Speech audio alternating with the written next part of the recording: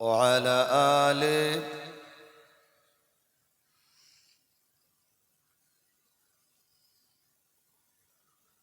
جاءنا محمد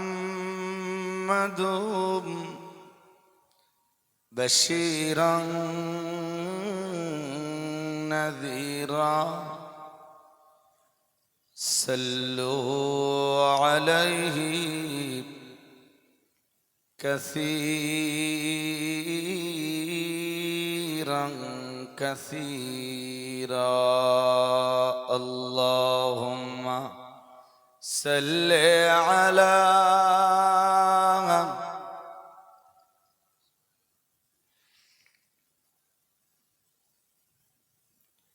وعلى آله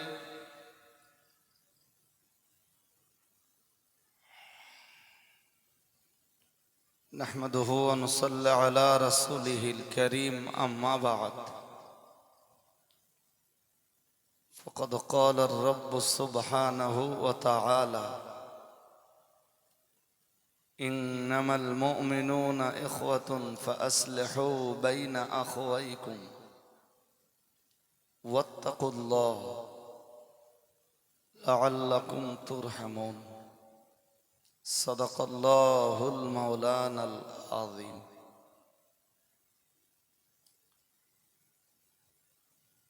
খাদিজা মাদ্রাসার 2 দিন ব্যাপী বাৎসরিক ইসালে সওয়াবের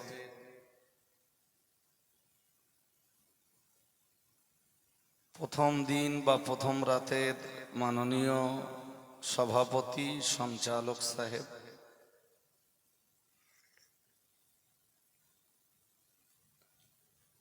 আমন্ত্রিত ওলামায়ে হযরত, বিশেষত মাগরিবি বাঙ্গাল আঞ্জুমানে ওয়াইদিনের সদস্যগণ, খাদিজা ও ফাতেমা মাদ্রাসার আসাতিজায়ে হযরত,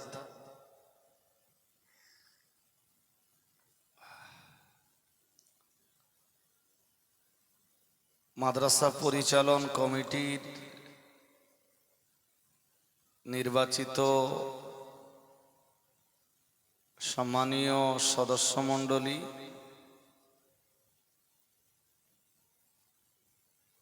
ইসালে সাব কমিটির দায়িত্বশীল কর্মকর্তা ও সদস্যবৃন্দ,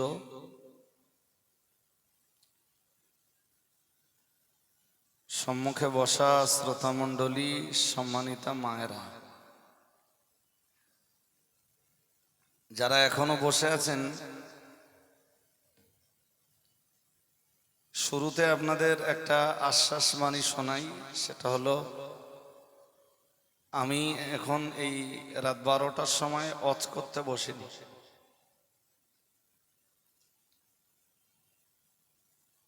এই প্রথম রাতে আমি ওয়াজ করব এটা আমার চিন্তাতেও ছিল না। ঠিক এরকম টাইমে আজকে এসে দোয়া করার কথা ছিল ফুরফুরা শরীফের বড় হুজুর কিবলা রহমাতুল্লাহ আলাইহির আওলাদ পীরজাদা মুজাহিদুল ইসলাম সিদ্দিকী আল কুরাইশি হুজুরের। তিনি খুব মর্মাহত অবস্থাতেই ফোন করেছেন যে আমি ডানকুনি পর্যন্ত এসে আর যেতে পারছি না।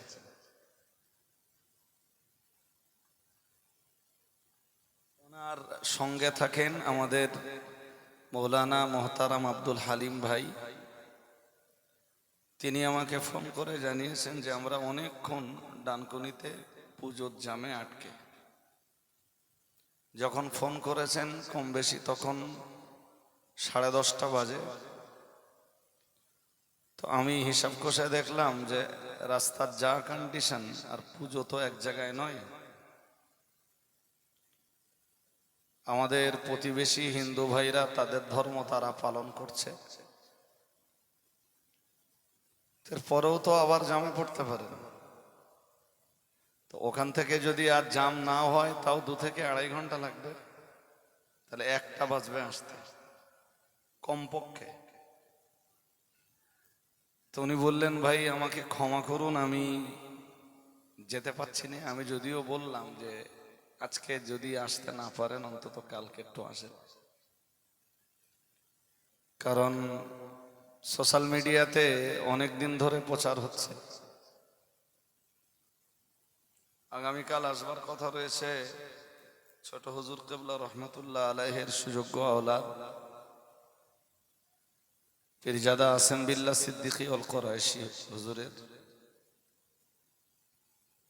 ওনাকে আমি সন্ধ্যা রাত্রেই আসবার প্রে করেছি, আবেদন করেছি, আসবেন ইনশাআল্লাহ।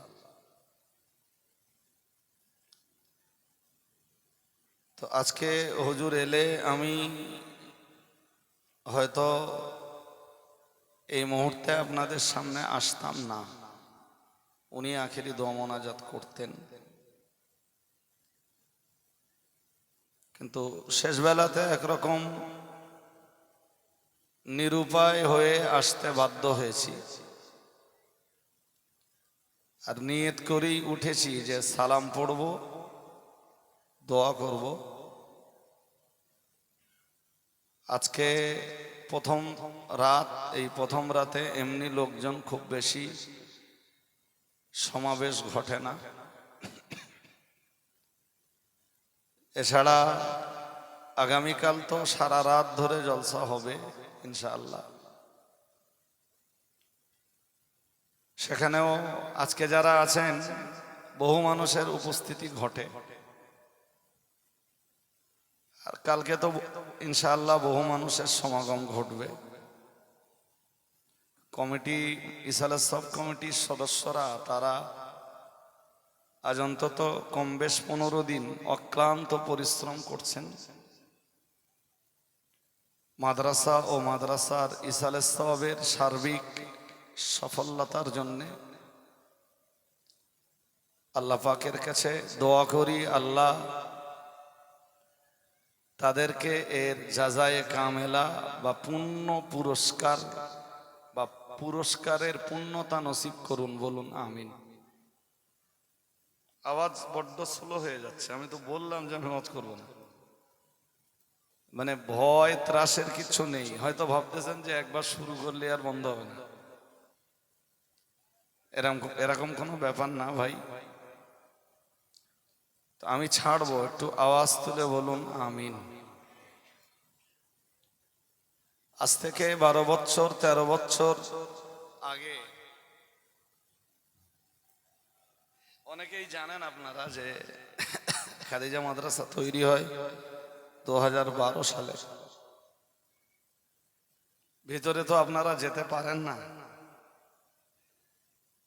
ভিতরে মাদ্রাসাটা কেমন মজলিসে যেসব শ্রোতা ভাইরা আসেন অন্তত 95, 96, 7, 98% মানুষ মাদ্রাসার ভিতরের যে চিত্র, অভ্যন্তরীণ যে সুরত, সেই সুরতটা অনেকের চোখে পড়ে না। তাই এবারের এই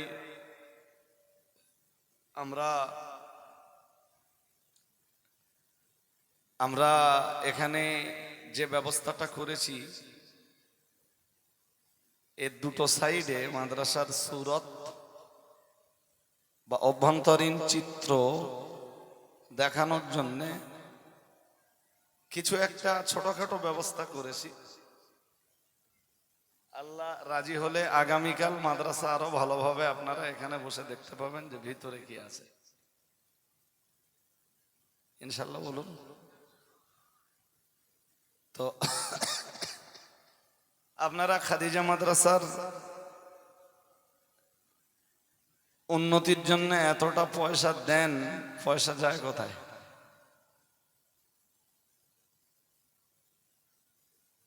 এবারে শুধু খাদিজা মাদ্রাসার খরচ 1,93,00,000 প্লাস, আর খাদিজা আর ফাতেমা মাদ্রাসার ফান্ড একই। ফাতেমা মাদ্রাসার খরচ ধরলে 2,14,00,000 প্লাস। শুনছেন নাকি? একই ফান্ডে যেহেতু চলে, তাহলে হিসাবটা একসাথে দেওয়াটাই ভালো। 2,14,00,000 কি বলেছি প্লাস। মানুষ তো এ পয়সাটা দেয়, তা পয়সা যায় কোথায়? মানুষ তো বাইরে দাঁড়িয়ে কিছু দেখে না। তো ছবিটা একটু ভালো করে দেখে নেন। ছবির দিকে দেখছেন? নজরে পড়ছে আলহামদুলিল্লাহ। এই নতুন যে বিল্ডিংটা দেখছেন, নতুন যে বিল্ডিংটা আসছে কিনা জানি না, এই নতুন বিল্ডিংটা হলো এই দক্ষিণ সাইডের বিল্ডিং, যেটা আপাতত 3 তলা। আমাদের টার্গেট রয়েছে এটাকে 4 তলা বানানোর, এবং আল্লাহ রাজি হলে আমরা খুব তাড়াতাড়ি এটাকে 4 তলা করে ফেলবো ইনশাল্লাহ। ইনশাল্লাহ বলুন। আমার জানা মতে যে সারা বাংলায় যত মাদ্রাসা চলে, অল ইন্ডিয়া সুন্নাত ওয়াল জামাআত পরিচালিত মাদ্রাসাগুলোর গতি তথা যে দুরন্ত গতি নিয়ে অল ইন্ডিয়া সুন্নাত ওয়াল জামাআত পরিচালিত মাদ্রাসাগুলো চলছে, সারা বাংলায় এর দৃষ্টান্ত নেই।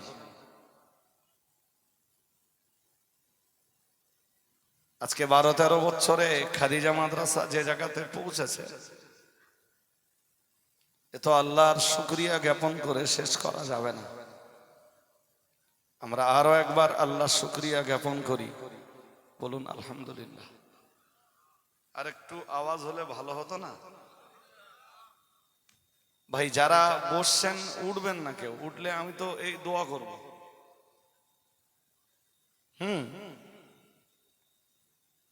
ডিলে করব না, দোয়া করব। তা আপনারা এখন আর উঠে কোথায় যাবেন? প্লিজ কেউ উঠবার নিয়ত করেন না। মজলিসে বসেছেন তো বলা যায় বেশিক্ষণ হয়নি। কালকে আল্লাহ রাজি থাকলে এর চেয়ে বেশি সময় হয়তো বসতে হবে, এবং এমনও হতে পারে যে এমন সময় কালকে আসবে যে একটু বসবারও জায়গা পাবেন না। যে কারণে আজকে বসবার জায়গা পাচ্ছেন। এই ছেলেরা তোমরা একটু বসো ভাই, পেছনের দিকে দাঁড়িয়ে আছো দোস্ত। এই যে এই তো একদম ভালো মানুষের মতো সব বসে যাচ্ছে আলহামদুলিল্লাহ। তো আমি আপনাকে একটা দুটো কথা একটু স্মরণ করাই। রাসূল পাকের একজন বিখ্যাত সাহাবী ছিলেন, যার নাম হযরত সোহায়েব ইবনে সিনান আর রুমি। মনে থাকবে কিনা আমি জানি না। তিনি রাসূলের খুব বিখ্যাত একজন সাহাবী, এবং সাহাবীদের ভিতরে যারা তীরন্দাজ ছিলেন, তীরন্দাজ মানে ভালো তীর ছুটতে পারতেন। তখন তো যারা তীরন্দাজিতে দক্ষ ছিল তারা মানুষের কাছে খুব সমাদৃত ছিল। হযরত সোহায়েব রুমি রাদিয়াল্লাহু তাআলা আনহু, ওনার বাবার নাম সিনান। একসাথে বললে সোহায়েব ইবনে সিনান আর রুমি। তো উনি মক্কার কোনো অধিবাসী ছিলেন না। এখানে একটা মজার কথা আপনাদেরকে বলি।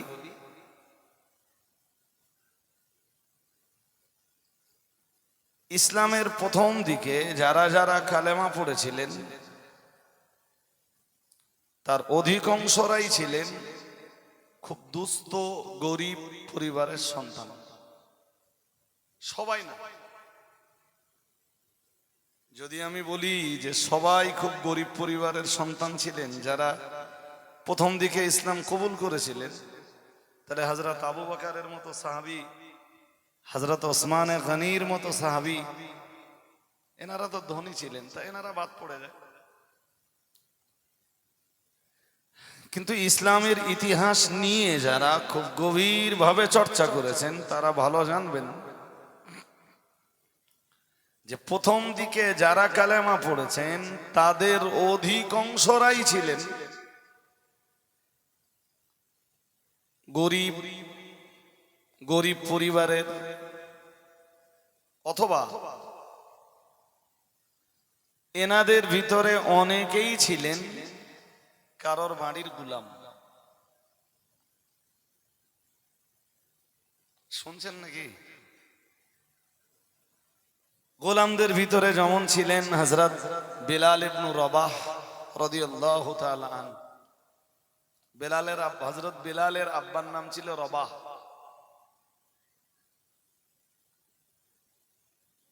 ওনার প্রতি কি কঠোর অত্যাচার হয়েছিল আপনারা খুব ভালো জানেন।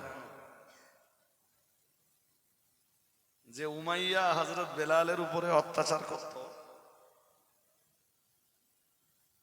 হযরত বেলাল তো ছিলেন উমাইয়ার গোলাম, উমাইয়া বিন খালফ। সে ছিল এক চরম ইসলাম বিদ্বেষী।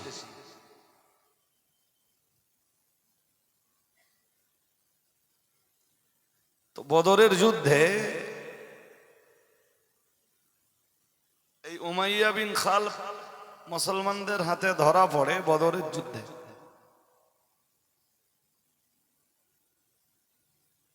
যিনি ধরে আনছিলেন উমাইয়া বিন খালফকে রাসূল পাকের কাছে, তিনি চাচ্ছিলেন না যে উমাইয়া বিন খালফকে কেউ মেরে ফেলুক। এর পিছনেও রয়েছে ঐতিহাসিক আর এক প্রেক্ষাপট। আমি সেই প্রেক্ষাপট আপনাদের কাছে তুলে ধরতে চাইছি না। সে বুখারী শরীফের আর এক লম্বা হাদিস। কিন্তু এই দৃশ্যটা যখন হযরত বেলালের চোখে পড়ল, হযরত বেলাল রাদিয়াল্লাহু তাআলা আনহু এমনি খুব ঠান্ডা শান্ত প্রকৃতির মানুষ ছিলেন। আসলে ভাই, আফ্রিকা মহাদেশের লোকগুলো এমনি খুব শান্ত প্রকৃতির, যেটা মক্কা মদিনাতে গেলে খুব দেখা যায়।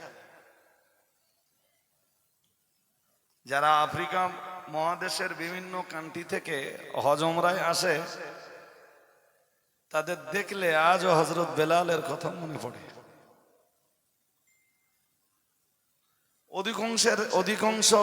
অধিকাংশের গায়ের চামড়া কালো কুচকুচে।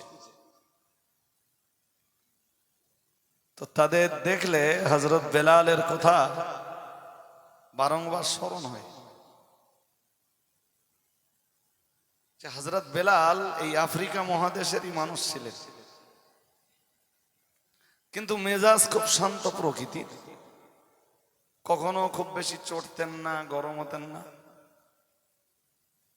কিন্তু হযরত বেলাল বদরের যুদ্ধে যখন দেখলেন কেউ উমাইয়া ইবনে খালফকে শেল্টার দিচ্ছে, হযরত বেলাল খুব চটে গেলেন। মনে মনে ভাবলেন যে মক্কাতে আমি কালেমা পড়ার পর যে কঠোর নির্যাতনের শিকার আমাকে হতে হয়েছিল সে ইতিহাস আমার মুসলমান ভাইয়েরাই ভুলে গেল। আমি তো অনেক কষ্ট করেছি কালেমা পড়ার কারণে, আর উমাইয়া আমার প্রতি যে অত্যাচার করেছে তা সবারই জানা।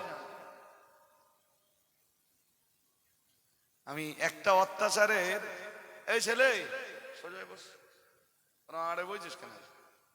হ্যাঁ, হুজুর ওইদিকে নাকি? একটা মজলিসের তো আদব থাকে, তাই না? আমি একটা অত্যাচারের কথা বলি। আপনারা দেখেছেন কুকুর মারা গেলে কুকুরের পায়ে দড়ি টড়ি বেঁধে দে, বাচ্চাদের হাতে তুলে দেওয়া হয়, আর বাচ্চারা টানতে টানতে মরা কুকুরকে অনেক দূরে নিয়ে ফেলে দিয়ে আসে। তা কুকুরের চামড়া না হয় খুব শক্ত, শুধু শক্ত না, কুকুরের যে স্কিন, এই স্কিনের উপরে পশম আছে। তা স্বাভাবিক ভাবে ইটের উপর দিয়ে টানলে বা পাথরের উপর দিয়ে টানলে চামড়ায় সহজে আঘাত হয়। এই যে চামড়াটা দেখছেন না, এই চামড়াটার নামই বাসার। শুনছেন নাকি? এই বাচ্চারা দিক খেলা করতেছে নাকি? ওই ওই দুষ্টুমি বন্ধ কর, মন দিয়ে শুনুন, আমার দিকে মন দেন। আমি বলেছি বেশিক্ষণ করবো না, কিন্তু কটা কথা তো শুনে নেন, বসেই যখন পড়েছি। তো মানুষকে বাসার কেন বলা হয়? আসলে এই চামড়াটার নাম হলো বাসার। পৃথিবীতে যত প্রাণী আছে, সব প্রাণীকে আপনি দেখবেন যে কোনোটার পাখনার উপর দিয়ে দেখছেন, আর কোনোটাকে দেখছেন পশমের উপর দিয়ে। মুরগি বলেন, হাঁস বলেন, অ্যাকচুয়ালি এদের চামড়া দেখেন না, চামড়ার উপরে পাখনা দেখেন। এটা জোর করে বলেন, পাখনা দেখেন। গরু বলেন, ছাগল বলেন, এদেরকে কি দেখেন? চামড়া দেখো না লোম দেখো? আগে লোম দেখি, লোমের নিচে কি আছে? চামড়া। বাট মানুষের কি আছে? মানুষের দেখি লোম দেখি না চামড়া দেখি? চামড়া দেখি। এই কারণে মানুষকে বাসার বলা হয়। যাক, এটা আমার বলার উদ্দেশ্য নয়।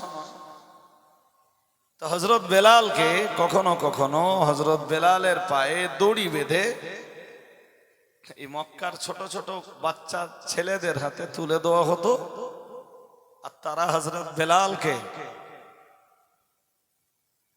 মক্কা টানতে টানতে, পায়ে দড়ি বাঁধা হযরত বেলালকে মক্কার অলিতে গলিতে রাজপথে ঠিক ওইভাবে টেনে টেনে বেড়াতো। আর হযরত বেলালের এই গায়ের চামড়া ছিলে যেত, কেটে যেত, রক্তাক্ত হতো, ওতেই ছিল দুশমনদের আনন্দ। আর এই কঠিন পরিবেশে দাঁড়িয়েও হযরত বেলালের জবান দিয়ে শুধু উচ্চারিত হতো আহাদ আহাদ আহাদ আহাদ।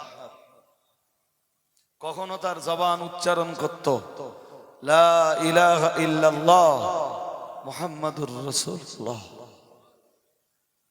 এত অত্যাচারের পরে দিন ছেড়ে দেবেন, ঈমান ছেড়ে দেবেন, ইসলাম ছেড়ে দেবেন, মুহাম্মদ সাল্লাল্লাহু আলাইহি ওয়াসাল্লামের দরবারে যাবেন না, কখনো বলেননি, বলতেন না। বরং বলতেন, তোমাদের যত অত্যাচার আছে সব আমার উপরে চালাও।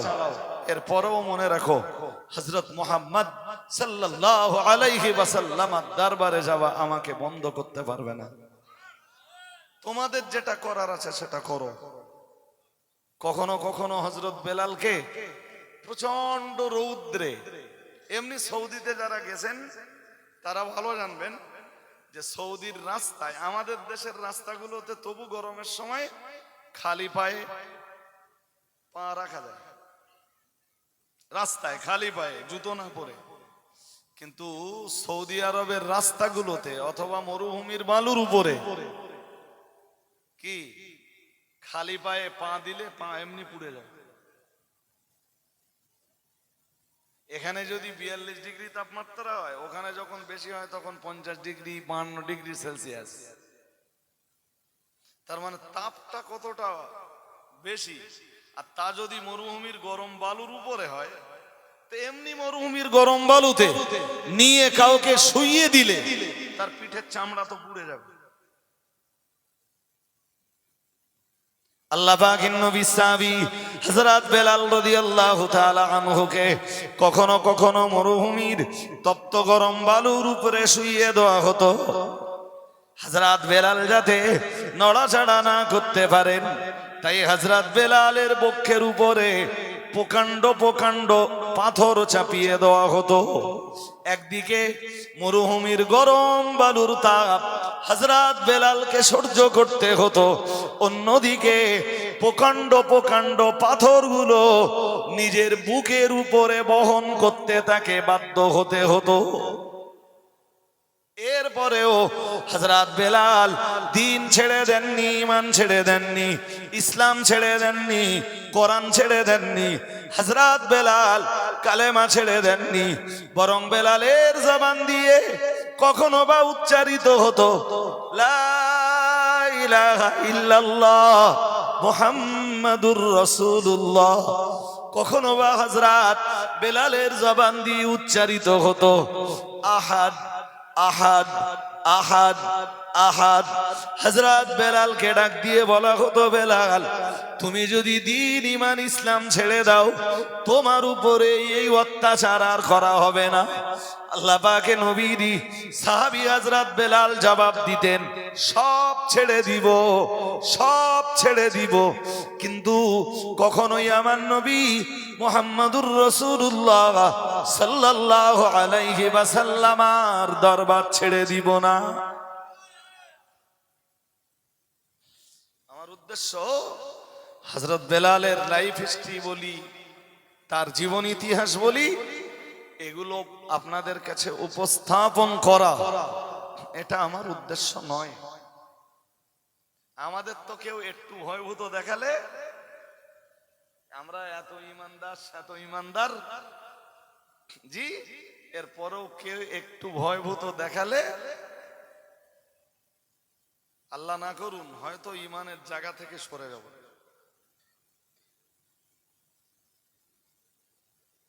হ্যাঁ না কিছু বলতেছেন না কেন বলুন? হ্যাঁ, তো সাহাবারা রক্ত দিয়েছেন। আমার টার্গেট কি ছিল? শুধু এইটুকু বোঝানো যে ইসলামের প্রথম দিকে যারা যারা কালেমা পড়েছেন তাদের অধিকাংশরাই ছিল খুব গরিব, খুব অসহায়, খুব অভাবক্লিষ্ট, খুব দরিদ্র, অথবা খুব দরিদ্র পরিবারের সন্তান, কিংবা কারো কারো বাড়ির গুলাম। একই কন্ডিশন হযরত খাব্বাব ইবনে আরত রাদিয়াল্লাহু তাআলা আনহু, তিনি এক বিখ্যাত সাহাবী, তবে তিনি মক্কার এক মহিলার বাড়ির গোলাম।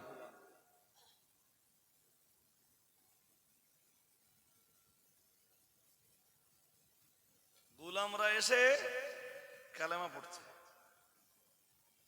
আর অধিকাংশ পয়সাওয়ালারা, সব পয়সাওয়ালারা নয়, অধিকাংশ পয়সাওয়ালারা তখন ইসলামের দুশমন। পয়সা আছে তখন মক্কায় আবু লাহাবের 8 কেজি সোনার মালিক। কত জোরে বলুন? 8 কেজি। সে যুগের 8 কেজি মানে এ যুগে এসে 800 কেজি বললেও কম হবে না বেশি হবে? আবু লাহাব, আবু জাহেল, সেও এক বড় ব্যবসায়ী, বিজনেসম্যান। জি, শুধু তাই না, আবু জাহেলের মূল কাজই ছিল লুটতারাজ করা। কি করা? জোর করে বলে না, কি করা বলবেন তো? লুটতারাজ চালানো, চালিয়ে নিজের প্রভাব প্রতিপত্তিটাকে ঠিক রাখা। আজও পৃথিবীতে যারা লুটতরাজ চালায় এরা সব কটা বলো আবু জাহেলের দলে। কিছু বলেন না কেন? বলবেন তো কার দলে? হ্যাঁ, যদি বিশ্বাস না হয় একটা দৃষ্টান্ত নেন। একটা পিরিয়ডে মুসলমানরা হিজরত করে গিয়েছিলেন হাবশায়, মদিনায় হিজরতের অনেক আগে। কোথায় বলেছি? হাবশার বাদশাহ তাম পৃথিবীর কোন কান্ট্রির, কোন দেশের, কোন রাষ্ট্রের রাষ্ট্রনায়ক যখন ইসলামের সমর্থনে কথা বলিনি, আবিসিনিয়ার বাদশাহ, হাবশার বাদশাহ, আপনারা বললে বুঝবেন বাদশাহ নাজাশী। নাজাসি বা নাজ্জাসি, তার আসল নাম কি? নাম আসল সম্ভবত আসাহামা। কি নাম? আসাহামা। জি, তিনি মুসলমানদের পাশে দাঁড়ালেন। শুধু পাশে দাঁড়ালেন তাই না, মুসলমানদের সহযোগিতা করলেন, তার রাষ্ট্রে মুসলমানদের জায়গা দিলেন, যে কারণে রাসূল পাক এই বাদশা নাজাসি মরে গেলেও রাসূল পাক সাল্লাল্লাহু আলাইহি ওয়াসাল্লাম তার কথাটা ভুলে যাননি। এই আবিসিনিয়ায় যারা যারা হিজরত করেছিল তাদের ভিতরের এক সাহাবীর নাম আব্দুল্লাহ ইবনে জাহাশ। নাম কি বলতে হবে আপনাদের, নাহলে মনে থাকবে না। বলুন নাম কি, ভুলে যাবেন বাড়ি যেতে। এক সাহাবীর নাম হযরত আব্দুল্লাহ ইবনে জাহাশ। তো মুসলমানদের ভিতরে আব্দুল্লাহ ইবনে জাহাশের ঘর বাড়ি ছিল খুব ভালো, খুব ভালো ঘর বাড়ি সেই জমানাতে। এই খুব ভালো ঘর বাড়ি ছেড়ে শুধু দিনের জন্য, ইমানের জন্য, ইসলামের জন্য, কোরআনের জন্য, আল্লাহ আল্লাহর রাসূলের মহব্বতে পড়ে হযরত আব্দুল্লাহ ইবনে জাহাশও রাসূলের অনুমতি নিয়ে হিজরত করে হাবশায় চলে গেলেন। আর মুসলমানরা হাবশায় চলে যাবার কিছুদিন পর আবু জেহেল তার সাথীদের নিয়ে মক্কা একদিন বার হলো, যে চলো আমরা একটু খুঁজে খুঁজে দেখি যে কারা কারা হিজরত করে হাবশায় গেছে। এই খিচুড়ি খাবি না তোরা? এরা এই গুজি, ওই খিচুড়ির সময় ঢুকতে দেবো না, বলো দোস্ত, তখন বুঝতে পারবা কি পরিমাণ লাভ হচ্ছে। দেখেছেন, ওর একটা আলাদা আনন্দ হচ্ছে। জি, মন দিয়ে শোনো। 40 হয়ে গেছে। তো খুঁজতে খুঁজতে খুঁজতে খুঁজতে আবু জেহেল আর তার সাথীরা আব্দুল্লাহ ইবনে জাহাশের বাড়িতে এসে বলল, আব্দুল্লাহ ইবনে জাহাশও হিজরত করেছেন? তা সবাই বলল হ্যাঁ। আবু জেহেল বলল, এ বাড়িটায় এজন্যই তালা দেওয়া? সবাই বলল হ্যাঁ। আবু জেহেল বলল, তালা ভেঙে দাও। বলল, আজ থেকে এই বাড়ির দখল আবু জেহেলের।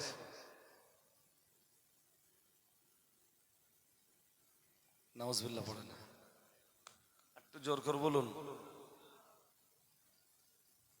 ফল কি দাঁড়ালো বলেন দিন?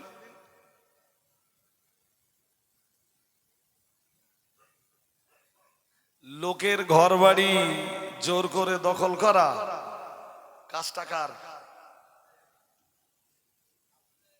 এ লোক ফের বলে শয়তানের কাজ। আমি এতক্ষণ তোর নামটা কি বলবো? শয়তান মানে আপনি কোন শয়তান বোঝাতে চাচ্ছেন? শয়তান বলতে তো সবাই প্রথম অবস্থায় ইবলিস শয়তানকে বোঝে। তা আমি বোঝাচ্ছি কার? আবু জেহেল। সেইটা বলেন, আবু জেহেলের কাজ।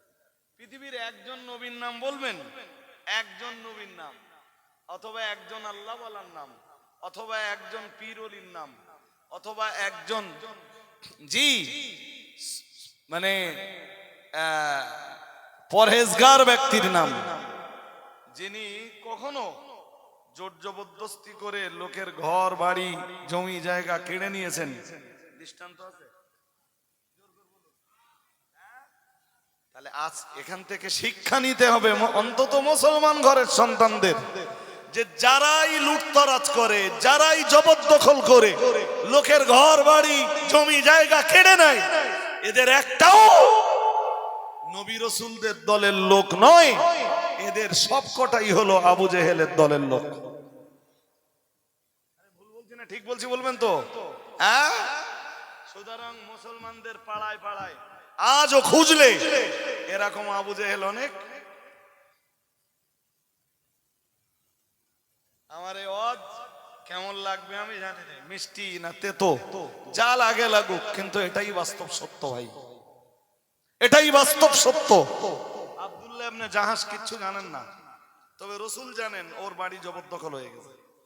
কিন্তু এক তো যেসব সাহাবীরা ছিলেন তারাই হিজরত করে আবিসিনিয়ায় চলে গেছেন।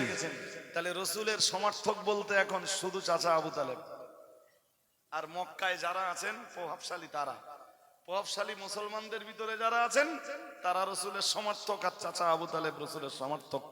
এই কন্ডিশনে নবী যে প্রতিবাদের আওয়াজ তুলবেন, কোন কন্ডিশন থাকতে পারে? এক চাচা আবু তালেব রসুলকে শেল্টার দিতে যেয়ে নাকানি জোগানি খাচ্ছেন দুবেলা। ওদের কন্ডিশন সকালে একরকম, সন্ধ্যাবেলা আর এক রকম। ওরা রসুলের ব্যাপারে সকালে এসে একরকম বলে, সন্ধ্যাবেলা এসে আর এক রকম বলে। কখনো এসে বলে, হয়তো সকালে এসে বললো আবু তালেব তোমার ভাতিজা মোহাম্মদকে তুমি নিজে শায়েস্তা করো। সন্ধ্যাবেলা এসে ওই কথাটা ঘুরকে বললে তুমি পারবা না আবু তালেব, তুমি যখন পারবাই না তোমার ভাই পরে আমাদের হাতে তুলে দাও, আমরা পারি কিনা দেখে নেই। আবু তালেব কখনো কখনো বলেছেন যে তোমাদের ক্ষমতা থাকলে আমার ভাতিজা মোহাম্মদকে আমার হাত থেকে ছিনিয়ে নাও, দেখি তোমাদের কত ক্ষমতা। আবু তালেবের ঈমান ছিল না বলো, কিন্তু রসুলের প্রতি তার অগাধ ভালোবাসাটা ছিল। এই বিশ্বাসটা ছিল যে আমার ধর্ম আর মুহাম্মাদের প্রচারিত ধর্ম আলাদা হতেই পারে, কিন্তু মুহাম্মদ সাল্লাল্লাহু আলাইহি ওয়াসাল্লাম সে একদিকে আমার ভাতিজা, অন্যদিকে সে পিতৃহার মাতৃহারা সন্তান। আমি আমার ভাতিজা মুহাম্মদকে, জি এতিম মুহাম্মদকে ওদের হাতে তুলে দেব, আর ওরা আমার ভাতিজা মুহাম্মাদের, এতিম মুহাম্মাদের দেহের রক্ত ঝরাবে। এটা আবু তালেব বেঁচে থেকে কখনো সহ্য করতে পারবে না। তাই আবু তালেব রাসূলুল্লাহকে কখনোই ওদের হাতে তুলে দিলেন না। রাসূলের জন্য বয়কট হলেন 3 বছর, কিন্তু রাসূলকে তুলে দিলেন না ওদের হাতে। সুবহানাল্লাহ। আর একটু মন খুলে বলুন, যে কারণে চাচা আবু তালেব ইন্তেকালের পরে তো রাসূলের দুঃখ দুর্দশা আরো বেড়ে গিয়েছিল। হাজেরিন, শেষ লগ্নে আমি যেটা বোঝাতে চাচ্ছি, আব্দুল্লাহ ইবনে জাহাসের ঘর দখল হয়েছে, উনি জানেন না, উনি হাবশায় আবিসিনিয়ায়। জি রাসূল জানেন, কিন্তু প্রতিবাদের রাস্তা নেই। আল্লাহ পাকের নবী সাহাবী হযরত আব্দুল্লাহ ইবনে জাহাশ যখন মক্কায় ফিরে এলেন, রাসূল করিম সাল্লাল্লাহু আলাইহি ওয়াসাল্লাম খবরটা যখন তাকে দিলেন, তুমি মক্কায় ফিরে এসেছো, কিন্তু কন্ডিশন অত্যন্ত খারাপ জায়গায়, না না না না না, তুমি তোমার বাড়িতে প্রবেশ করতে পারবে না। আবু জাহেল তোমার বাড়ি জবরদখল করে নিয়েছে, এবং সে ওই বাড়িটাই আপাতত নিজের বাসা বাড়ি বানিয়েছে। প্রিয় নবী মুহাম্মদুর রাসূলুল্লাহ সাল্লাল্লাহু আলাইহি ওয়াসাল্লামের প্রিয় সাহাবী হযরত আব্দুল্লাহ ইবনে জাহাশ এক বিন্দু বিসর্গ দেরি না করে বললেন, ইয়া রাসূলুল্লাহ, ইয়া হাবিবাল্লাহ, হুজুর ইসলামের জন্য যদি আমার বাড়ি জবরদখল হয়ে যায়, হুজুর কালেমা পড়ার কারণে যদি আমার বাড়ি জবরদখল হয়ে যায়, আবু জাহেল যদি দখল করে নিয়ে থাকে, আর ও বাড়িতে আমি তামাম জিন্দেগিতে উঠতে যদি না পারি ইসলামের জন্য, ইসলাম কবুল করার কারণে ও বাড়ি কখনো ফিরেও যদি না পাই, আমি আব্দুল্লাহ ইবনে জাহাশ আমার মনে কোনো কষ্ট থাকবে না, কোনো বেদনা থাকবে না, কোনো দুঃখ থাকবে না, কোনো আফসোস থাকবে না। ইয়া রাসূলুল্লাহ, ইয়া হাবিবাল্লাহ, হুজুর শুধু আপনার সাহাবী আব্দুল্লাহ ইবনে জাহাশের জন্য আপনি একটু দোয়া করুন। প্রিয় নবী মুহাম্মদুর রাসূলুল্লাহ সাল্লাল্লাহু আলাইহি ওয়াসাল্লাম আল্লাহ পাকে নবী বললেন, ও আব্দুল্লাহ ইবনে জাহাশ শোনো, আবু জাহেল তোমার বাড়ি জবরদখল করে নিয়েছে, আর আমি মুহাম্মদুর রাসূলুল্লাহ সাল্লাল্লাহু আলাইহি ওয়াসাল্লাম তোমাকে বলছি, আল্লাহ তাআলা তোমার জন্য তার দয়ার জান্নাতের ভিতরে একটা অট্টালিকার ব্যবস্থা করে দিয়েছেন।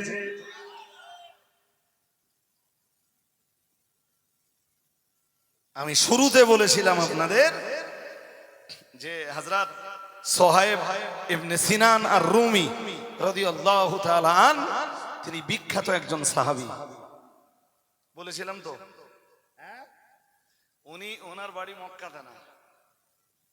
সালামটা পড়ে নেতেই এবার ওইটুকুন বলি নাকি, সালাম পড়ে একটু নিয়ে গেলেই উঠে দাঁড়ান, উঠে দাঁড়ান, সালামটা পড়ে নেই, নইলে সবার বিশ্বাস হচ্ছে না যে এই লোক এখন ছেড়ে দেবে। উঠে দাঁড়ান, ইয়া নবী সালামুন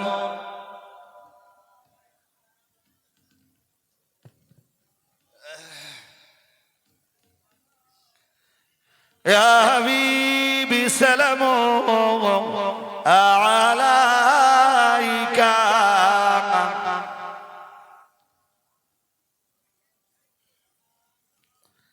আমরা যে আপনার দিওয়ানা, আপনি যে মদের ঠিকানা। কবে যাব আবার মদিনা? পাঠালাম সালামের নজরানা। ইয়া নবী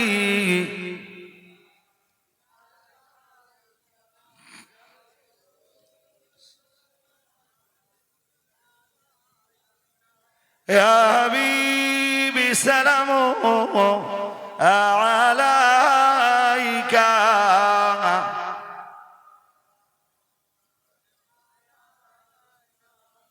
নবীদের সরদার সাজিয়া আসিলেন ধরায় এ নামিয়া। শোনালেন কুরআন নির্বাণী। আমেনার নয়নের মনি। ইয়া নবী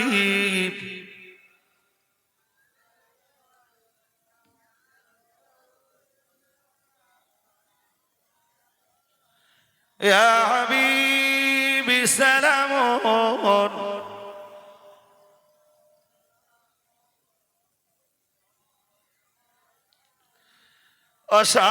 অসহায় এতিম অবস্থায় পুণ্যময়ী হালিম ইমাত মায় পালন করেন খোদার ইশারায়।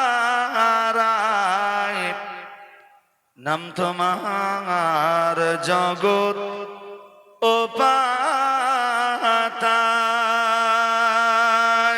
ইয়া নবী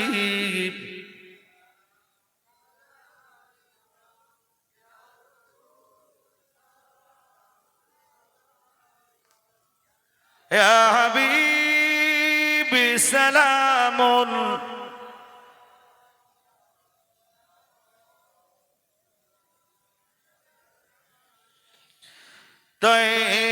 তয়েফের দুষ্ট ও ছেলেরা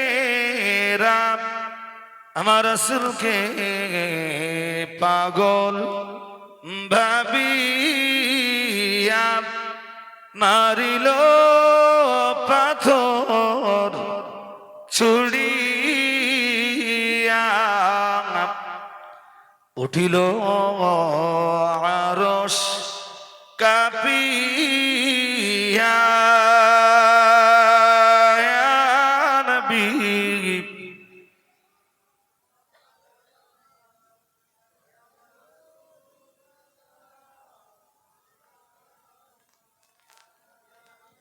আর একটু ভক্তি ভরে আওয়াজ তুলে পড়ুন। সালাওয়াতুল্লাহি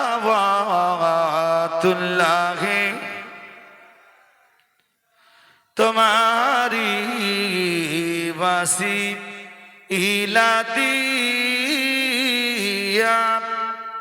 কদিলেন আদম ও হাওয়া মাবুদের হইল দয়া।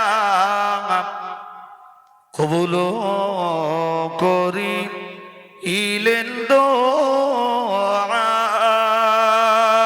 ইয়া নবী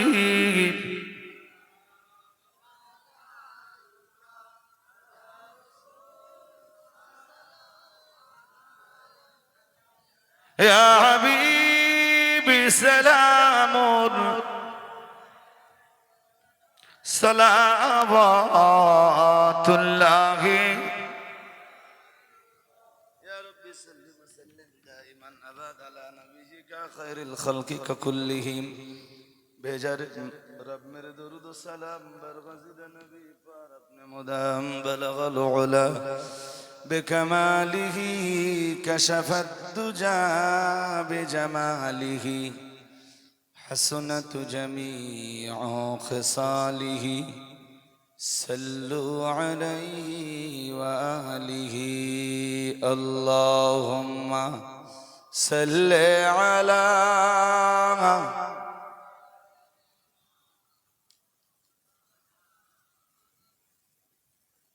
وعلى آل سيدنا হাজরিন মজলিস, আমরা মানসিকভাবে একরকম দোয়ার জন্য প্রস্তুত। আপনারা সূরা কিরাত দোয়া দরুদ ততক্ষণে পড়তে থাকুন, সূরা ফাতিহা, সূরা ইখলাস, দুরূদ শরীফ, কালেমা শরীফ পড়তে থাকুন। আর আমি যে কথাটা বলছিলাম ওই কথাটা শেষ করে নেই। কি বলছিলাম? হযরত সুহাইব ইবনে সিনান আর রুমি, উনি প্রথম দিকে যারা কালেমা পড়েছিলেন তাদের অন্তর্ভুক্ত বা তাদের অন্তর্গত একজন সাহাবী। মক্কা শরীফে ওনার বাড়ি নয়, উনি মক্কায় যখন এসছেন খালি হাত পা নিয়ে। কিন্তু একটা সময় সুহাইব রুমি যখন রাসূলুল্লাহ মক্কা থেকে মদিনাতে যাচ্ছেন হিজরত করে, তখন বহু সম্পদের অধিকারী। এখানে একটা মজার কথা আছে ভাই, সম্পদের মায়া, মমতা, ভালোবাসা যারা ত্যাগ না করতে পেরেছে, দিন ইসলাম তাদের দ্বারাতে কায়েম করা বা হওয়া সম্ভবপর হয়ে উঠেনি।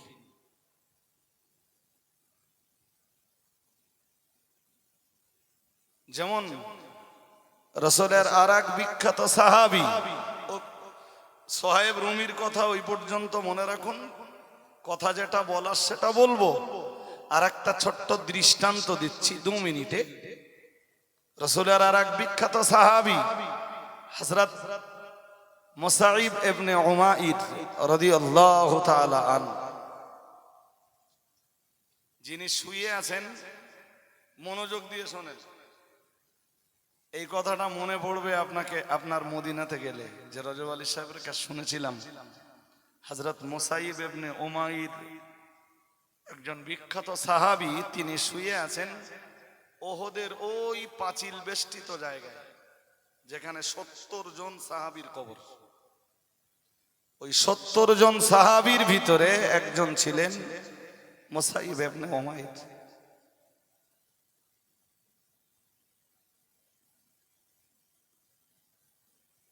তিনি এমন এক পরিবারের সন্তান ছিলেন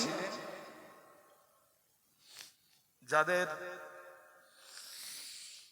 ধন সম্পদের, টাকা পয়সার, সোনাদানার কোনো অভাব ছিল না। আরামায়েশের সামগ্রীর কোনো অভাব ছিল না। প্রচুর বিত্ত বৈভবের অধিকারী ছিল তার পরিবার।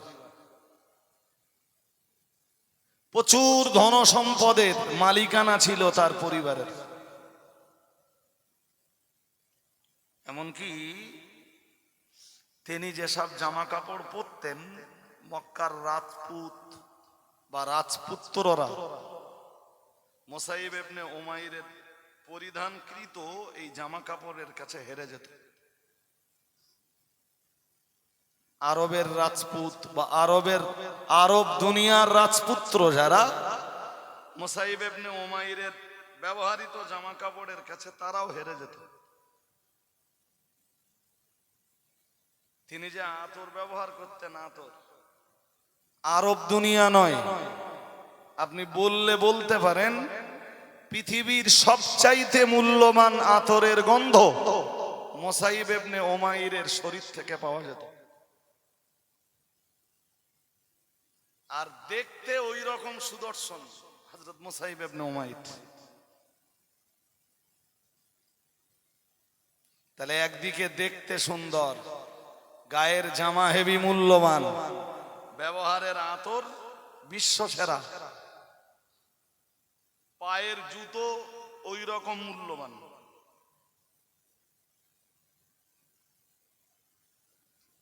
কি বুঝতেছেন? ও একটা জামা বিক্রি করে দিলে ও 2-100 লোকের গায়ের জামা কাপড় হয়ে যাবে।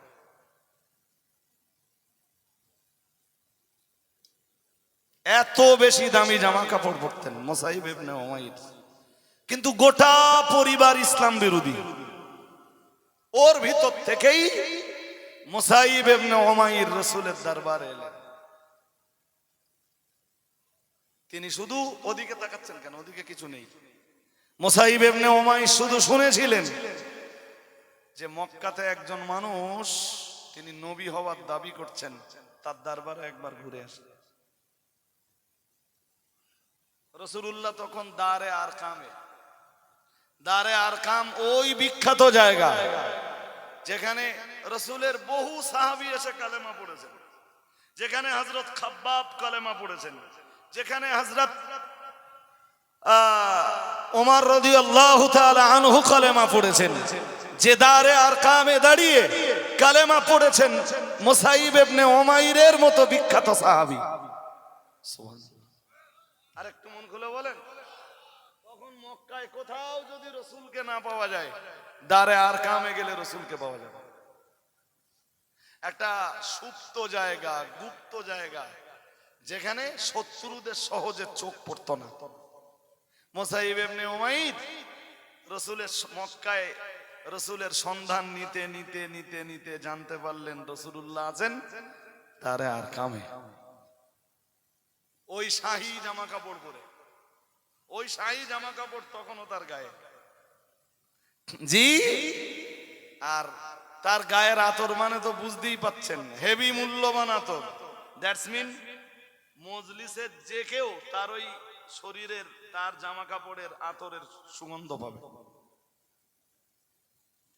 মুসাইব ইবনে উমাইর যখন আল্লাহ পাকের নবীর দরবারে এলেন, রাসূলুল্লাহর দরবারে এলেন দারে আরকামে, প্রিয় নবী মুহাম্মদুর রাসূলুল্লাহ সাল্লাল্লাহু আলাইহি ওয়াসাল্লাম সুদর্শন এই যুবকটাকে দেখে এবং এত মূল্যবান জামা কাপড় তার গায়ে পড়া, এই দৃশ্যটা দেখে রাসূলুল্লাহ জিজ্ঞাসা করলেন, কে তুমি? তোমার পরিচয় কি? তুমি কেনই বা এখানে এসেছো? কিভাবে তুমি সন্ধান পেয়েছো আমি এই দারে আরকামে আছি? মুসাইব ইবনে উমাইর বললেন, হুজুর শুনেছি আপনি নবুয়তের দাবি করছেন,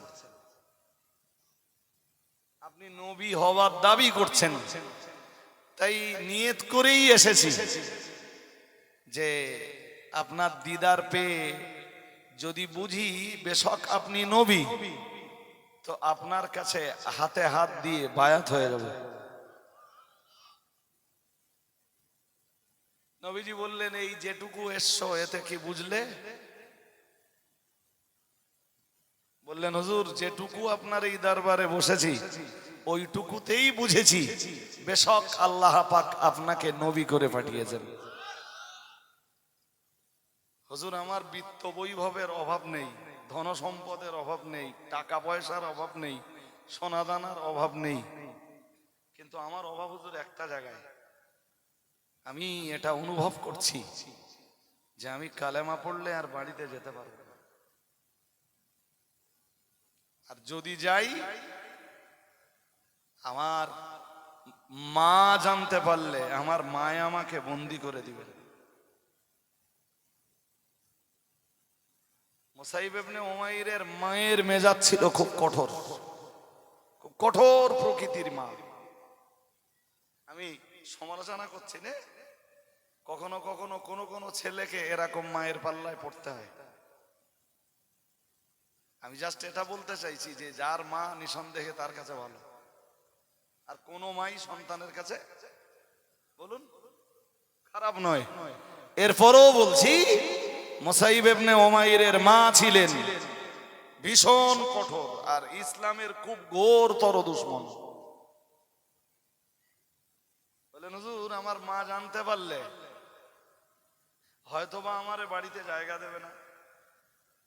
বাড়িতে যদি জায়গা না দেয় হুজুর ওতে আমার আফসোস নেই, কিন্তু আমি ভয় পাচ্ছি আমার মা শুনতে পেলে আমাকে বন্দি করে দেয়। কালেমা পড়লেন, রাসূলের কাছে দোয়া চাইলেন, হুজুর আমি ব্যাক করছি, তবে দোয়া করুন আমার মায়ের জন্যে, আমার জন্যে, আমার মা যেন আমাকে বন্দি না করে, আমি যেন আবারও আপনার দরবারে আসতে পারি। আল্লাহ পাকের নবী সাহাবী মুসাইব ইবনে উমাইর রাদিয়াল্লাহু তাআলা আনহু তিনি ভালোই জানতেন মা যদি তাকে বন্দি করে দেন কিংবা যদি বাড়ি থেকে তারে তাড়িয়ে দেন তাহলে এই মূল্যবান জামা কাপড় সে আর কখনো তার গায়ে চড়াতে পারবে না। মুসাইব ইবনে উমাইর ভালোই জানতেন মূল্যবান বস্ত্র তিনি পরিধান করতে আর পারবেন না। মা তাকে তাড়িয়ে দিলে মূল্যবান আতর আর ব্যবহার করতে পারবেন না, মূল্যবান জুতো আর কখনো ক্রয় করতে পারবেন না, ব্যবহারও তিনি করতে পারবেন না। এরপরেও প্রিয় নবী মুহাম্মদুর রাসূলুল্লাহ সাল্লাল্লাহু আলাইহি ওয়াসাল্লামের প্রিয় সাহাবী কালেমা পড়লেন, ঈমান গ্রহণ করলেন, আমার নবীর মহব্বত, আমার নবীর ভালোবাসা কলবে জায়গা দিলেন।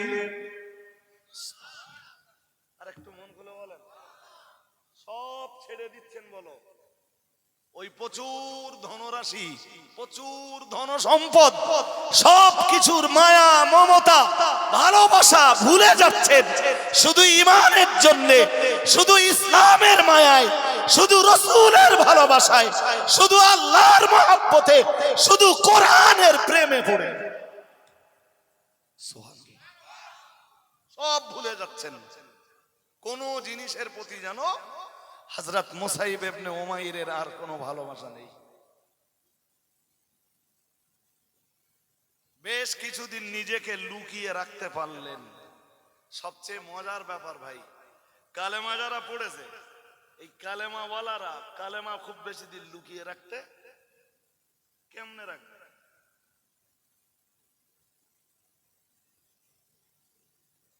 আমার কথা বুঝতে পারেননি। কালেমা হক না বাতিল? কালেমা সত্য না মিথ্যা? কালেমার ভিতরে আছে ইনসাফ না বেইনসাফ?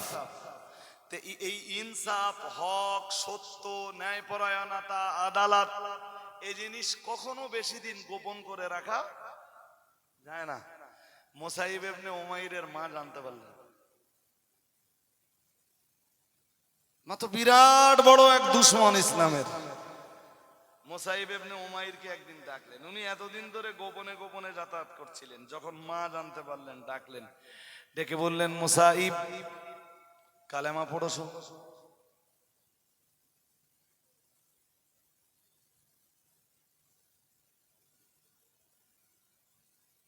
রাসূলের দরবারে এসে যারা কালেমা পড়েছেন তাদের একটা মারাত্মক গুণ হলো তারা কখনো মিথ্যার আশ্রয় নেয় না। আর একটু মন খুলে বলুন, কিসের আশ্রয়? তারা কখনো কিজবের আশ্রয় নেয় না, মিথ্যার আশ্রয় নেয় না, ধোকার আশ্রয় নেয় না। হোক না সে ঘন্টাখানি আগে কালেমা পড়ে গেছে, তবু জিজ্ঞেস করলে বলবে হ্যাঁ কালেমা পড়েছে। কিন্তু আমরা কোন মুসলমান, যতক্ষণ জেগে থাকি ততক্ষণ বলুন বলুন বলুন ততক্ষণ মুহাম্মদুর রাসূলুল্লাহ পড়ি। এ বলতে মুহাম্মদুর রাসূলুল্লাহ পড়ি ততক্ষণ। হ্যাঁ ভাই, এরকম লোক খুঁজলি পাওয়া যাবে বলো, যে যতক্ষণ জেগে আছে ততক্ষণই মিথ্যা কথা, যার সাথে যা বলে সেটা মিথ্যা কথা, আর যে আঙিনায় থাকে সেই আঙিনায় দাঁড়িয়ে মিথ্যা কথা বলে। অর্থনৈতিক ক্ষেত্রে যখন দাঁড়িয়ে থাকে সেখানে দাঁড়িয়ে মিথ্যা কথা বলে, যখন সামাজিক ক্ষেত্রে দাঁড়িয়ে থাকে, সামাজিক আঙ্গিনায় দাঁড়িয়ে মিথ্যা কথা বলে, যখন পারিবারিক পরিমণ্ডলে দাঁড়িয়ে থাকে, পারিবারিক পরিমণ্ডলে দাঁড়িয়ে মিথ্যা কথা বলে। স্বামী স্ত্রীতে কথা হয়, তবে মিথ্যা কথা বলে, যেখানে মিথ্যা কথা বলার কোনো দরকারই নেই, তাও মিথ্যা কথা বলে। অথচ কোরআন পরিষ্কার বিবরণ দিয়েছে এই মিথ্যাবাদীদের আল্লাহর গজবে পড়ার জন্য কারোর বদদোয়া লাগবে না। বলো, আমার কথা বুঝতেছেন না? কারোর বদদোয়া বলুন লাগবে না। অটো সিস্টেমে মিথ্যাবাদীদের উপরে আল্লাহর গজব নাযিল হয়। নাউজুবিল্লাহ বলুন, আর একটু জোর করে বলুন। আজকে যা যা শিক্ষা নেবেন খাদিজার ময়দান থেকে, একটা শিক্ষা অন্তত নিয়ে বাড়ি যান, যে যে কন্ডিশনেই থাকি আমি মিথ্যাটা বলবো না। আর ব্যবসা বিজনেস বাণিজ্যে এ তো মিথ্যা কথা এভেলেবেল চলতেছে, এভেলেবেল। মুসাইব ইবনে উমাইরের মা যখন তাকে জিজ্ঞেস করলেন, বাবা বেটা মুসাইব কালেমা পড়েছো শুনছি। মুসাইব ইবনে উমাইর বললেন, জননী কালেমা আজকে পড়িনি মা, বেশ কিছুদিন হয়ে গেল আপনার বেটা মুসাইব ইবনে উমাইর কালেমা পড়েছেন। আর একটু মন খুলে বলুন। মুসাইব ইবনে উমাইরের মা বললেন, বেটা কালেমা যখন পড়লে তোমার মায়ের কথা কি একবারও মনে হলো না? হযরত মুসাইব ইবনে উমাইর জবাব দিলেন, আমার মা যদি तमाम জীবন ভ্রষ্টতার উপরে, দলালাতের উপরে প্রতিষ্ঠিত থাকেন, তো সন্তান তো কখনোই এই ভ্রষ্টতা দলালাতের উপরে প্রতিষ্ঠিত থাকবে না। তাই আমি আমার নবী মুহাম্মদুর রাসূলুল্লাহ সাল্লাল্লাহু আলাইহি ওয়াসাল্লামের আলোকিত রাস্তাটাকেই কবুল করে নিয়েছি। মা বললেন, শোনো আমি এখন তোমারে বন্দী করে দেব, কারণ আমি ভালোই জানি তুমি বাইরে থাকলে আবার তোমার নবীর দরবারে যাবে। আমি যদি তাড়িয়েও দেই, আমি আমার সংসারের সব কিছু থেকে তোমাকে যদি মাহরুম করি, আমি জানি তুমি শূন্য হাতে তোমার নবীর দরবারে চলে যাবে। তাই নবীর দরবারে যেতে যাতে না পারো, আজ থেকে তোমার মা তোমাকে বন্দী করে রাখবে, যাতে নবীর দরবারে যাওয়া তোমার পক্ষে সম্ভব না হয়। মুসাইব ইবনে উমাইর হয়ে গেলেন বন্দী, ছিলেন স্বাধীন, হয়ে গেলেন বন্দী, রাসূলের দরবারে আর আসতে পারেন না। তবে সব সময় কানটা খোলা রাখতেন। আর খুব না, তখনও আজান চালু হয়নি, আজান চালু হয়েছে অনেক পরে। আজান চালু হয়েছে, রাসূল তখন মদিনায় গেছেন, মদিনায় যে মসজিদে নবাবী গড়েছেন, তারপরে সাহাবীদের নিয়ে আলোচনায় বসেছেন যে মানুষকে ডাকতে কোন রাস্তা অবলম্বন করা যায়। এক একজন সাহাবী এক এক মতামত দিয়েছেন। তারপরে প্রথম দিনে রাসূলুল্লাহ স্থির সিদ্ধান্ত নিতে পারেননি, সবাই চলে গেলেন বাড়িতে। রাত্রে বেলায় সাহাবীদের কেউ কেউ আজানের শব্দগুলো স্বপ্নযোগে পেলেন। আর একটু মন খুলে বলুন, আজান চালু হলো যখন, রাসূলুল্লাহ তখন মদিনায়। সুতরাং আজানের দিকে নয়, কানটা খুলে রাখতেন যে কেউ যদি রাসূলের দরবার থেকে কোনো সুসংবাদ নিয়ে আসে। আর কঠিন সিকিউরিটির ভিতরে থাকবার পরেও মুসাইব ইবনে উমাইর কখনো কখনো রাসূলের দরবারের কিছু কিছু খবর পেতেন। ওই যেটুকু খবর পেতেন ওতে কলিজাটা আনন্দে ভরপুর হয়ে উঠতো, ওতেই তার ঈমানি তেজ আরো বেড়ে যেত। বন্দী বলো ভাবতেন এবং পরিবারের সদস্যদেরকে ডেকে বলতেন। মা মাঝে মাঝে বন্দিশালাতে যেতেন আর বলতেন, নবীর দরবারে যাওয়া বন্ধ করলেই তোর বন্দিত্বের জীবন থেকে তোকে মুক্ত করে দেব। মুসাইব ইবনে উমাইর বলতেন, মা আমার মুক্তির প্রয়োজন নেই, কিন্তু আমি দিন ইমান ইসলাম কখনো ছাড়তে পারবো না মা। যা কবুল করেছি তা আমার ভিতর থেকে বার করে দেওয়া আর পসিবল নয় মা। তাতে আপনি আমার জন্য যে সিদ্ধান্তটাই নেবেন আমি এই সিদ্ধান্তটাই মেনে নেব। তবে আমার বিশ্বাস আছে যে আমি বন্দিত্বের জীবন থেকে কোনো না কোনো সময় মুক্তি পেয়ে আমার নবীর দরবারে আমি পৌঁছাবই ইনশাআল্লাহ। রাসূল যখন সাহাবীদের মক্কা থেকে মদিনাতে যাওয়া, এই মক্কা থেকে মদিনাতে নয়, যখন আবিসিনিয়াতে বা হাবশাতে হিজরত করে যাবার অনুমতি দিচ্ছিলেন, মুসাইব ইবনে উমাইর ওই খবরটা পেলেন। তিনি সন্ধান করছিলেন, সুযোগ খুঁজছিলেন যে কিভাবে এই বন্দিত্ব থেকে মুক্তি পেয়ে যারা আবিসিনিয়াতে হিজরত করে যাচ্ছেন তাদের সঙ্গে আবিসিনিয়াতে হিজরত করে চলে যাওয়া যায়। ওই সুযোগটা শুধু খুঁজছেন, কি করে বন্দিত্ব থেকে মুক্তি পাবেন। জি, কোরআনে আল্লাহ বলেছেন, এই আয়াতটার উপরে একটু গভীর ভাবে বিশ্বাস রাখুন। এই আয়াতটার উপরে গভীর বিশ্বাস। এই তুমি এত হাসছো কেন?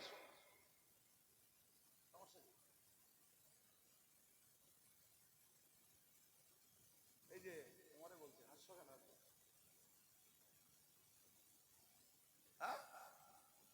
এই জিনিস ভালো নয়, বলো একদম ভালো না। রাসূল করিম সাল্লাল্লাহু আলাইহি ওয়াসাল্লাম আর সাহাবী সন্ধান করছিলেন কখন তিনি মুক্তির রাস্তাটা তৈরি করে নিতে পারবেন, অথবা কবে আল্লাহ তার জন্য মুক্তির একটা রাস্তা বানিয়ে দেবেন।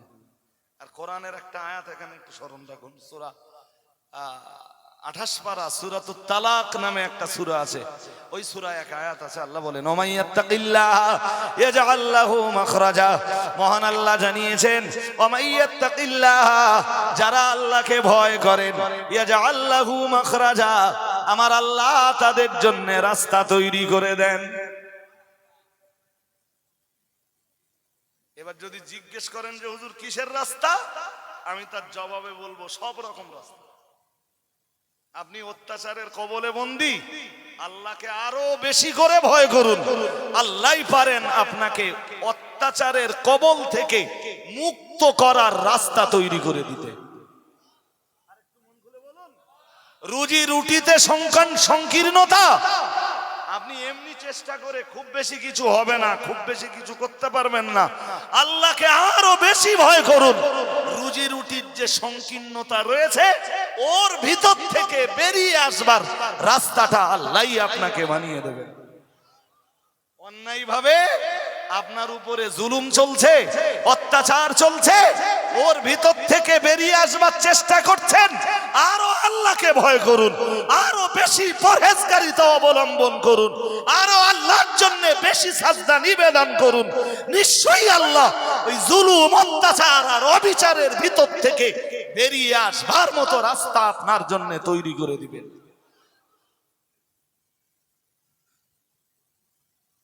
দিয়েছেনও তাই আল্লাহ। মুসাইব ইবনে উমাইরের ভরসা ছিল যে আল্লাহকে বিশ্বাস করেছি, যে আল্লাহর ইলাহিয়াতকে স্বীকার করেছি, যে আল্লাহর রুবুবিয়াতকে বিশ্বাস করেছি, যে আল্লাহর রুবুবিয়াতের উপরে ঈমান এনেছি, নিশ্চয়ই সে আল্লাহ আমার জন্য কোনো না কোনো রাস্তা খুলে দেবে। জি, যখন শুনলেন যে রাসূলুল্লাহ মদিনাতে এই হাবশাতে হিজরতের অনুমতি দিয়েছেন, খুঁজছিলেন কি করে মুক্তি পাবেন, রাস্তাটা আল্লাহই করে দিলেন। মুসাইব ইবনে উমাইর বেরিয়ে পড়লেন, যেসব সাহাবীরা হাবশাতে যাচ্ছিলেন তাদের সঙ্গী হয়ে হাবশায় চলে গেলেন। ওই যে বেরিয়ে গেলেন, বাড়িতে আর ফিরলেন না। সুবহানাল্লাহ বলতে পারলেন না? আর একটু মন খুলে বলুন, কোথায় তার জমি জায়গা, কোথায় তার বিশাল অট্টালিকা, কোথায় তার অর্থ সম্পদ, কোথায় তার সোনাদানা, কোথায় কোথায় তার পরিবার, কারোর প্রতি মায়া করলেন না। জি, ওই ফিরে এলেন, বাড়িতে আর কখনো কামব্যাক করলেন না। বললেন সব ছেড়ে দিয়েছি, সব বিসর্জন দিয়েছি, সব বর্জন করেছি, শুধু ইসলামের জন্য, কোরআনের জন্য, দ্বীনের জন্য, ঈমানের জন্য আল্লাহর রাসূলের মহব্বতে পড়ে। হাজিরিনে মজলিস, ওই মুসাইব ইবনে উমাইর এতক্ষণ ধরে যার কথা শোনাচ্ছি আপনাদের, যিনি রাসূলের বিখ্যাত সাহাবী, কারোর কথা না মনে পড়লেও ওহদে গেলে যেমন হযরত হামজার কথা মনে পড়ে, জি অন্যদের কথা না পড়লে মনে না পড়লেও হযরত আমিরে হামজার পাশাপাশি মুসাইব ইবনে উমাইরের নামটা খুব মনে পড়ে। ওখানে একটা প্লেট দেওয়া আছে, সেই প্লেটে ওহদের মাঠে ওই 70 জন সাহাবীর নাম লেখা আছে যারা ওখানে শহীদ হয়েছে।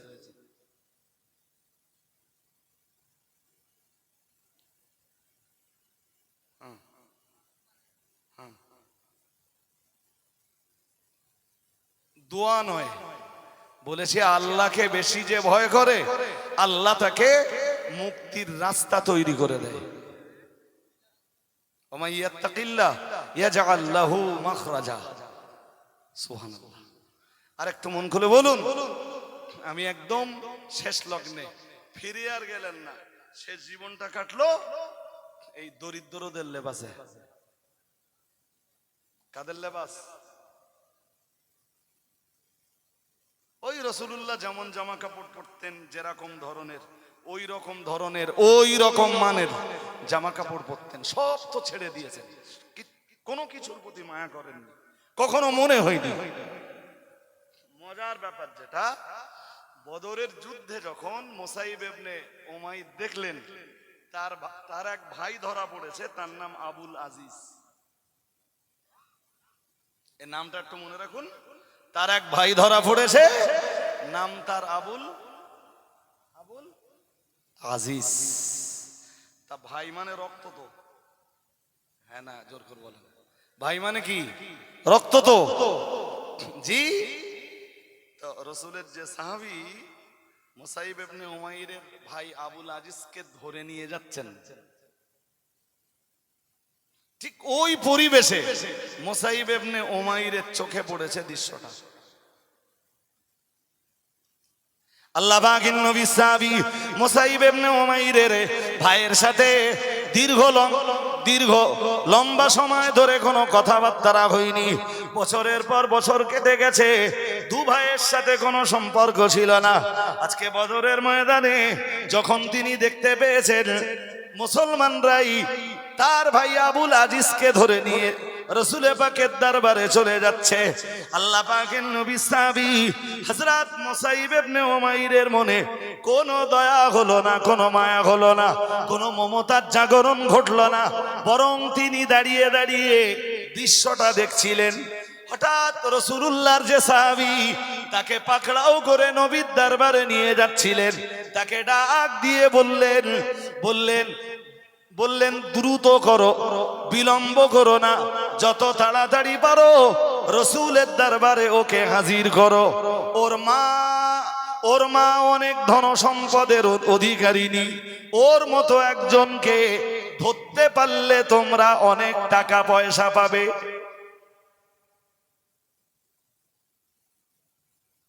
দূর থেকে মুসাইব ইবনে উমাইর শুধু ওই কথাটাই বললেন, দেরি করো না, যত পারো দ্রুত রাসূলের দরবারে নিয়ে যাও, ওকে ধরে নিয়ে যেতে পারলে অনেক টাকা পয়সা পাওয়া। ওর মা ধনবতী, ওর মা ধনকুবের, যাও নিয়ে যাবো, অনেক টাকা পয়সা আছে ওদের। মুসাইব ইবনে উমাইর ভাইয়ের সাথে কোনো কথাও বললেন না, ভাইয়ের প্রতি কোনো মায়া মমতা ভালোবাসার জাগরণও ঘটলো না, উল্টো ভাইকে যেন উপহাস করলেন, ভাইকে যেন বিদ্রুপ করলেন, ভাইকে যেন ঠাট্টা করলেন। জি, মুসাইব ইবনে উমাইরের ভাই আবুল আজিজ মুসাইব ইবনে উমাইরকে বললেন ভাই তোমার ধর্ম আর আমার ধর্ম আলাদা হতেই পারে, কিন্তু তুমি তোমার রক্তের ভাইয়ের প্রতি আজ এমন ব্যবহার করছো। আল্লাহ পাকের নবী সাহাবী হযরত মুসাইব ইবনে উমাইর বললেন, আসলে তুমি আমার ভাই নও, আমার ভাই তো দাঁড়াই যারা পড়ে নিয়েছেন লা ইলাহা ইল্লাল্লাহ মুহাম্মাদুর রাসূলুল্লাহ।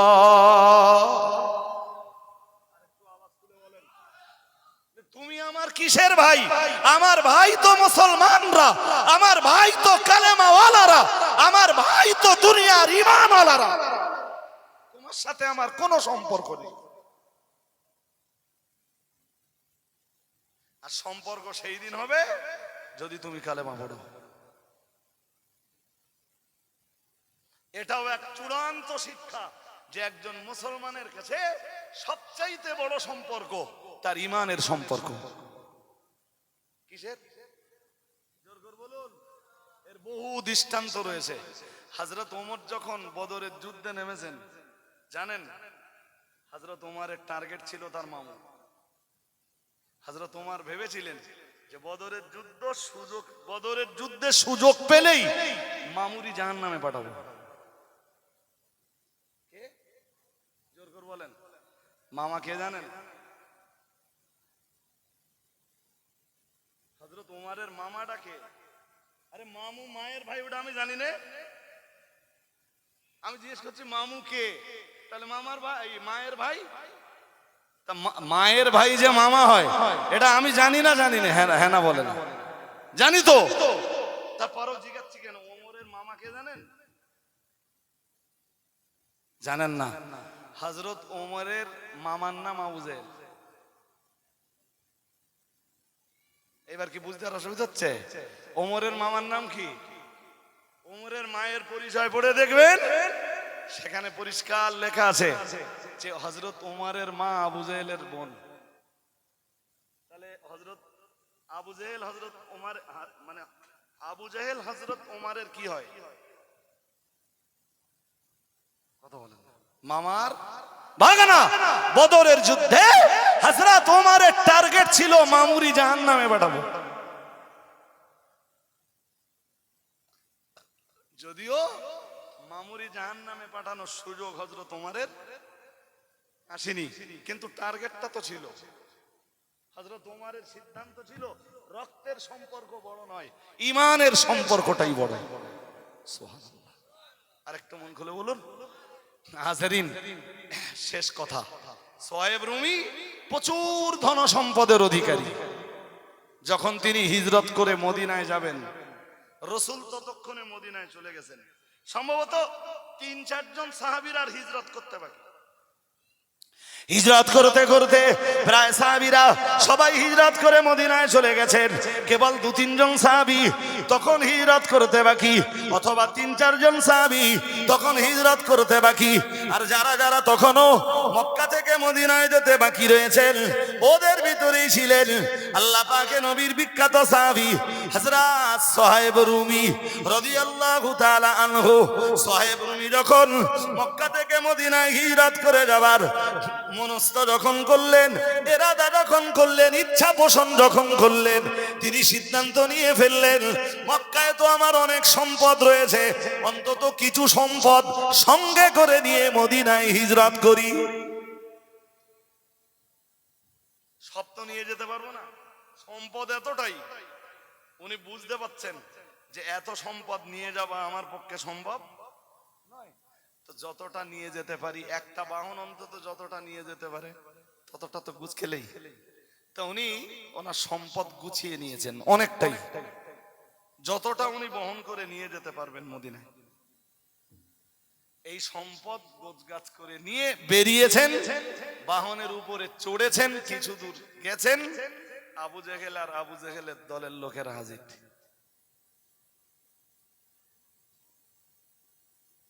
শুনছেন না? ঘুম পাচ্ছে? একদম শেষ কথাই, হযরত রাসূলের প্রিয় সাহাবী সোহেব রুমির পথ আটকে দাঁড়িয়ে গেল। পথ আটকে দাঁড়িয়ে বলল, সোহেব রুমি কোথায় যাও? সোহেব রুমি খুব শান্ত ব্রেনে জবাব দিলেন, বললেন নিয়ত করেছি যাব সেখানে আমার নবী আছেন যেখানে। আরেকটু মন খুলে বলুন। তোমরাই তো আমার নবীকে থাকতে দিলে না দেশে, মাতৃভূমিতে, তা আমার আর এখানে থেকে কি লাভ হবে? আমি মদিনাতে চলে যাই। আবু জেহেল বলল, মদিনায় তুমি যাও, তা তোমার মনে পড়ে সোহেব তুমি মক্কায় যখন এসছিলে তখন তোমার সম্পদ বলে কিচ্ছু ছিল না, খালি হাত পা নিয়ে মক্কায় এসছিলে। আজ তুমি অনেক ধন সম্পদের অধিকারী হয়েছো। মদিনাতে তুমি যাও, এই সম্পদ তো তুমি মক্কায় আসবার সময় নিয়ে আসোনি, সব এখানে পড়ে কামাই করেছো। এই সম্পদগুলো রেখে যাও। কে কেড়ে নিচ্ছে? জোর করে বলেন। আবার একবার বলেন তো দেখি, লোকের মাল সামান কেড়ে নেয়, হযরত আবু বকর কেড়ে নেয় না আবু জেহেল কেড়ে নেয়? আজও যারা কেড়ে কুড়ে খাচ্ছে, জোর করে বলেন। এইটা মনে থাকবে? আমরা কেড়ে কুড়িয়ে মেরে কেটে খাবো কোনোদিন? জোর করে বলেন। আজকে এই খাদিজা মাদ্রাসার এই প্রতিজ্ঞা মনে থাকবে আপনাদের? ইনশাআল্লাহ। সবাই বলুন ইনশাআল্লাহ। ইনশাআল্লাহ। এটা খাদিজা মাদ্রাসার ময়দান থেকে এই 2024 সালের ওয়াজের মাহফিলের যত শিক্ষা প্রথম রাতের, তার ভিতরের আরেক শিক্ষা। প্রতিজ্ঞা নিয়ে বাড়ি যান যে কারোর মাল কেড়ে কুড়ে খাবো না, লুটতরাজ চালাবো না, কারোর মাল কখনো ছিনতাই, কারোর মাল জোর জবরদস্তি করে দখল। আল্লাহ কবুল করুন, বলুন আমিন, বলুন আমিন। আমরা আবু জেহেলের দলে থাকতে চাই না, আমরা হযরত আবু বকরের দলের মানুষ হতে চাই। আমরা রাসূলের দলের মানুষ হতে চাই, রাসূলের লক্ষাধিক সাহাবীদের দলের মানুষ হতে চাই। হাজিরিন, সোয়েব রুমি বললেন, কি করতে হবে আমার, এখন কি বলবা সেটা সরাসরি বলো। আবু জেহেল বলল, শোনো, যদি তোমায় মক্কায় হিজরত করতেই হয়, তাহলে এই মাল সামান সব কিছু মক্কায় রেখে যেতে হবে। টাকা পয়সা যা সঙ্গে করে নিয়েছো সব আমাদের হাতে তুলে দিতে হবে। আল্লাহ পাকের নবী সাহাবী, আল্লাহ পাকের রাসূলের প্রিয় সাহাবী হযরত সোহেব আর রুমি রাদিয়াল্লাহু তাআলা আনহু এক বিন্দু বিসর্গ দেরি না করে বলে ফেললেন, হে আবু জাহেল, হে মক্কার নেতা আবু জাহেল, আমার ধন সম্পদের কোনো মায়া যদি আমি না করি, আমার তামাম জীবনের উপার্জিত তামাম সম্পদ সব যদি আজকে তোমাদের কবজাতে তুলে দেই, তবে তোমরা কি আমায় মদিনায় যেতে দেবে? আবু জেহেল বলল, দিব। আল্লাহ পাকের নবী সাহাবী হযরত সোহেব রুমি রাদিয়াল্লাহু তাআলা আনহু দেরি না করে বললেন, শোনো, তোমরা যদি আমাকে আমার মাল সামানগুলো সব কেড়ে নিয়ে খালি হাত পা নিয়ে অন্তত আমায় মদিনা মুনাব্বারাতে যেতে দাও, তাহলে তোমরা আমায় ছেড়ে দাও আর আমার মাল সম্পদগুলো সব তোমরা নিয়ে নাও। আমি অন্তত খালি হাত পা নিয়ে আমার নবী, আমার নেতা, আমার লিডার, ইমামুল মুত্তাকিন, সাইয়্যিদুল মুরসালিন, রাহমাতুল লিল আলামিন, মুহাম্মাদুর রাসূলুল্লাহ সাল্লাল্লাহু আলাইহি ওয়াসাল্লাম দরবারে আমি পৌঁছে যাই। সব ছেড়ে দিয়ে, সব আবু জাহেল আর তার সাথী সঙ্গীদের হাতে তুলে দিয়ে খালি দুটো হাত বানিয়ে হিজরত করে হযরত সোহেব রুমি রাদিয়াল্লাহু তাআলা আনহু রাসূলের দরবারে এলেন। এতক্ষণ শুনে বলুন, এই যেটুকু ওয়াজ আমার কাছে শুনেছেন, এর নিটফল কি দাঁড়ালো? ইসলাম জিন্দা করতে যে মাল সম্পদের মায়া ছাড়তে হয়েছে না হয়নি? মাল সম্পদের মায়া যারা না ছাড়তে পারে, তাদের দ্বারা ইসলাম জিন্দা কখনো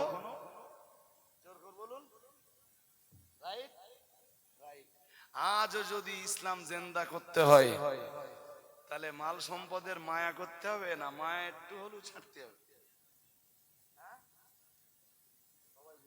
বলে এই রাত্রি কি গল দেবেন তার ঠিক নেই। যদি ইসলাম প্রতিষ্ঠিত করতে হয়, তাহলে মাল সম্পদের মায়া করলে চলবে না, সম্পদের মায়া একটু হলেও দূর করা লাগবে। চালাক সবকিছু বলে না, দূর করা লাগবে। মাদিন সাহেব এক সময় আপনাদের কাছে এই প্রতিষ্ঠান, জি প্রতিষ্ঠানের গতি ত্বরান্বিত করতে আপনাদের কাছে চেয়েছেন। আমি আমি তো বেশ কিছুক্ষণ ওই সময়ে এখানে এসে বসেছিলাম, আপনারা দিয়েছেন যে যতটা পেরেছেন। আমার কাছে এই মাল সম্পদের মায়া ত্যাগ করে খাদিজার গতিকে, মা খাদিজা রাদিয়াল্লাহু তাআলা আনহার নামাঙ্কিত এই প্রতিষ্ঠানে ঠিক দোয়ার আগে, জি, এই প্রতিষ্ঠানের গতি ত্বরান্বিত করতে লাস্ট টাইম আপনাদেরকে কিছু দিতে হবে। উঠলে হবে না ভাই সাহেব, দোয়া করবো তো, এতক্ষণ ধরে ওয়াজ করেছি। হ্যাঁ, শেষ বেলায় মাদ্রাসার জন্য কিছু চাইবো তো আমি। মাদ্রাসার, এই মাদ্রাসার সুখ দুঃখ এ যেমন এই এলাকার ছেলেরা বোঝে, মাদ্রাসা কমিটি বোঝে, জি, এর কিছু অংশ হলেও তো আমার এক ভাই 500 টাকা দিয়েছেন, জি। তো আমি আপনাদের কাছে খুচরো পয়সা তো নেবই। এই এই মাল সম্পদের মায়া ত্যাগ করে কেউ আছেন একজন, একজন একটা মেয়ে মানুষ করার যা খরচ হবে 1 বছর দেবেন? আমি মাদিন সাহেবকে বলেছিলাম, আমার এই ভাই 100 টাকা দিয়েছেন, আল্লাহ কবুল করুন। যিনি যা দিচ্ছেন আমি তা নেব। একটা এতিম বাচ্চা পালন করতে সারা বছরে যা খরচ হয় সেই খরচটা কেউ একজন দেবেন? একজন